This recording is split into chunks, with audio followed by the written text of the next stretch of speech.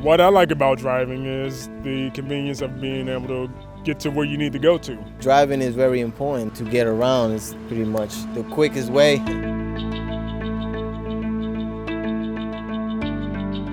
We are a society in a hurry. We are incredibly efficient and productive here in the U.S., but we are often in a hurry. We're often in too much of a hurry when we get behind the wheel. And we recently did a study through the AAA Foundation that shows that 80% of drivers over the past year have engaged in some form of anger, aggressive driving, or road rage on the roadways. The most extreme forms of road rage would involve a driver getting out of a vehicle and confronting another driver.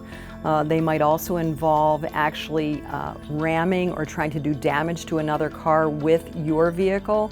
Some people really rage. Yelling at me to mind my own business. And as I looked back at the guy was mouthing 2 words to me. You could guess what they were. Try to stay cool, but a lot of times, 9 out of 10 times, if they apologize and say, hey, sorry, I cut you off or did something stupid, I'm cool. But if they give me the finger, if I beep because they cut me off, I'll chase them a little bit and do stupid things. I've rammed a few cars.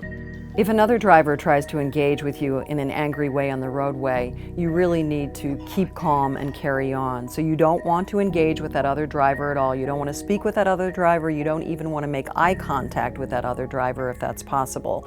You want to focus on getting to your destination safely and calmly. You certainly do not want to get out of your car.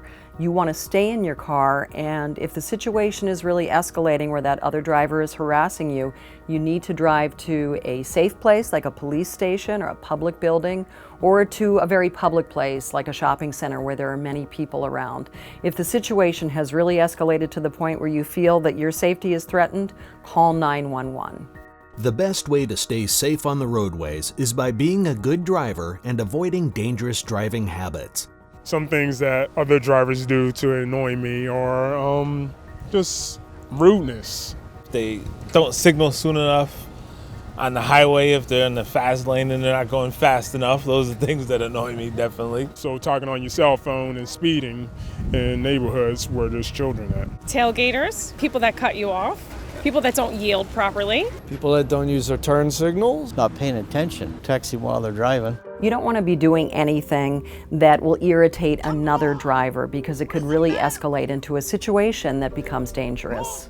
So some of the most common forms of aggressive driving that really tend to create dangerous situations are tailgating and simply not giving other drivers the room they need to do what they need to do safely on the roadways. Holding someone up in the passing lane when you should be moving over, cutting off other drivers, weaving through traffic, which really endangers other drivers. Often when we get into our cars, we're not focused on driving, we're not focused on safety, we're focused on our phone. And it's incredibly distracting to be talking on the phone when you're driving. Hands-free is not risk-free. And it also annoys and irritates other drivers because they see that you're focused on your phone and your conversation, not on your driving. Texting is illegal. No one can text while they're driving. A text message while you're driving is the great triple threat because it takes your hands off the wheel, it takes your eyes off the road, and it takes your mind off your driving. Not only is driving dangerous, but it can be extremely stressful too. Understanding why it's so easy to lose your cool in the car will help you become a safer driver. People's fuses burn faster in cars for a couple of reasons. One is that typically people are driving in hectic situations. Often we're running late because of our culture. The road is seen as some kind of competition, and then people see their cars as a cocoon, a metal extension of themselves. In a coffee shop, with wait staff, with a colleague, you would never do some of the things that you do in the car. You wouldn't flip a colleague off, you wouldn't flip wait staff off, but you would do it in the car because it provides a barrier. It's a really big metal barrier with glass in it. Nobody can get to you, no one can hear you. So it's a great way for you to be able to scream at your frustrations. Dude, you want to play games? Let's go! Come on! A lot of people act different when they're behind the wheel. They show their emotions. If somebody bumps into you walking down the street, you're not going to fly into a tizzy. But if someone brings a car close to you, then you're going crazy. What is this person doing? I think people, when they're in the safety, or at least the perceived safety of their car, they're a lot more emotional, tougher. They're apt to get upset a lot quicker. For some reason, we believe the highway is a place where we can win or lose. And so winning would be getting to the place we need to get to faster than anyone else or driving better than anyone else. Most of us think that we're better drivers than everyone else. And so if you tend to be that person who is competitive in other venues, it's likely you're competitive on the road. Highly competitive people are more likely to lose their temper on the roads. Learning how to stay calm and control emotions results in safer driving and less stress overall in life. The time to practice stress reduction is before you are behind the wheel. Learn the warning signs of anger and stress when the stakes are low.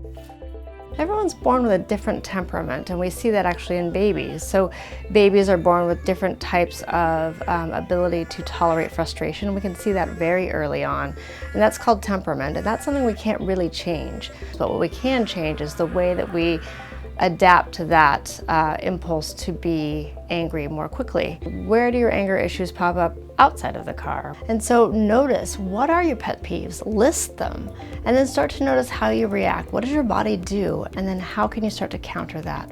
Practicing stress reduction outside of the car will help you recognize and control anger before it boils over.